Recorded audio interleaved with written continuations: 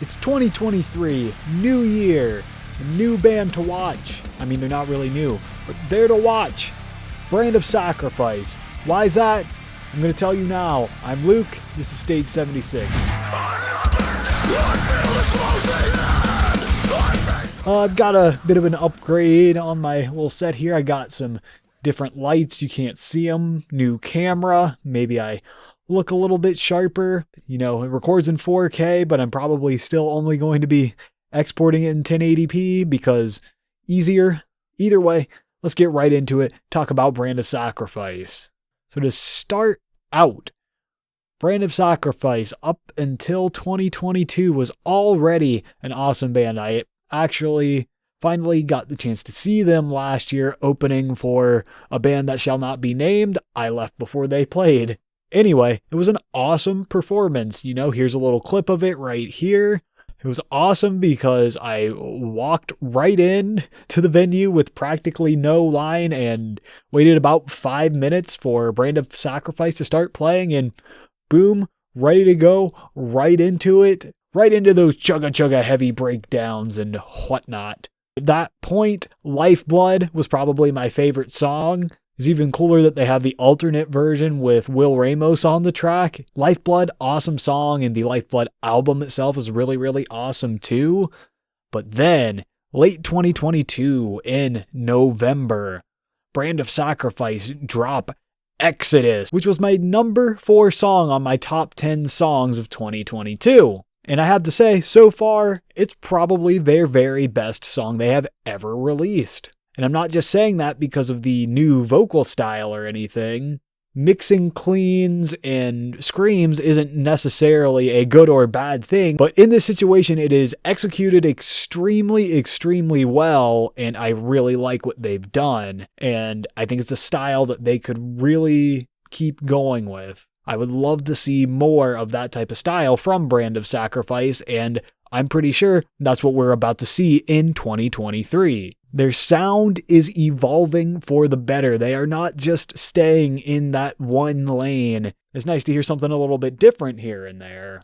And I think Brand of Sacrifice has just that right sound that's going to get a lot more people into the deathcore scene. I feel like it's going to be able to get a lot of those people who even bands like Lorna Shore are too heavy for. They have a much more pop type sensibility to them than Lorna Shore, which is kind of funny to say, seeing as how Adam from Lorna Shore talks about how he's majorly inspired by pop groups like NSYNC and stuff. And Brand of Sacrifice, it's not just their music that's awesome. They have some of the most awesome merchandise I have ever bought. Yes, I'm going to sit here and shill their merchandise. I wore my pink Brand of Sacrifice hoodie in a couple of my last videos I released on this channel. Oh, they released one of my favorite band shirts I've ever had too. I'll be right back. This thing, it has freaking Exodia on it. Exodia, the Forbidden One. This is one of my favorite band shirts I've ever had in my life. And sure, it doesn't exactly have a lot of significance if you're not a Yu-Gi-Oh fan, but I was a big Yu-Gi-Oh fan when I was a kid. I really collected a lot of the cards and stuff. And I freaking love this shirt. I love this type of cross-brand promotion, even though I'm sure this is not at all licensed by the Yu-Gi-Oh people.